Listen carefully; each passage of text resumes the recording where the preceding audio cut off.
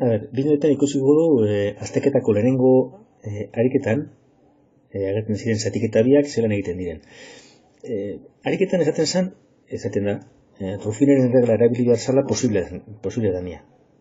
Gogoratu, Ruffineren regla bakarrik aldala aplikatu, zatiketan, zatitzailea X gehiken zenbaki baten itxura okola. Hala, beren kasuan agertzen den moduan, X gehi bat. Hemen, bi X karratuken bat denez, ezin da aplikatu Ruffini. Lehenengo honetan, bietan, oso importante da ordenatzea polinomioak maila altuenetik txikienera. Kasuetan idatziko dugu, zatiketa normal egiteko, minus 6 x ber lau, gehi 8 x ber hiru, gehi 2 x ber bi, gehi 3 x, zati, izan duen lekutsu bat gai libre faltatzen delako, 2x karratu ken bat. Orain, mailarek altuena, zati mailarek altuena. Kasutan, minus 6x ber lau, zati 2x ber bi, bada minus 3x ber bi. Orain, bidertzen dugu minus 3x ber bi, bider minus bat, da, gehi 3x ber bi, eta ipintzen dugu x ber biren azpian, ikurra aldatuta. Oda, gehi 3x ber bi, minus 3x ber bi. Eta gero, minus 6x ber lau denez, hemen gehi 6x ber lau, x ber lauren azpian. Batzerakoan x ber lauak desagertzen dira, eta da, 8x ber hiru, ken x ber bi, gehi 3x. Orain, 8x ber hiru, zati 2x ber bi, da, lau x. Orain, bidertzen dugu, lau x bider minus bat, minus lau x, beraz, ona gehi lau x, ikurra aldatuta. Lau x bider 2x ber bi, da, 8x ber hiru, beraz, minus 8x ber hiru, eta geratzen da, desagertzen da hori, minus x karratu gehi 6x. Batzuk hemen, egin duzue, gelditu zatik eta pentsatu amaitu eta zegoela. Minus x karratu. Zati, 2x karratu, x karratu eta x karratua simplifikatzen dira, eta geratzen da, minus bat biren. Hau da, zatiketa alda egin. Hemen, minus bat biren ipini behar dugu.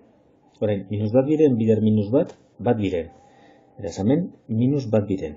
Eta justu zenbaki solte egon beharko zan lekuaren azpian.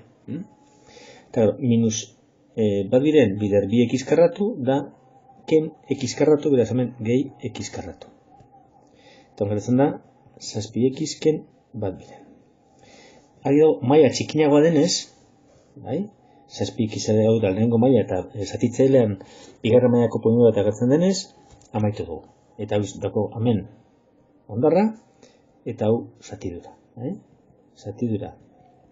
Izango da, minus 3x ber bi, gehi lau x ken bat biren. Eta ondarra, 6x ken bat biren. Hori lehenengo zatiketa. Bigarrenean, orduan, bigarren zatiketa, Ruffiniaz egin dezakegu, zatitzaileak dauko eduki behar duen itxura da x gehi zenbaki bat edo x ken zenbaki bat. Lehenengo ordenatu behar izango dugu polinomio biak.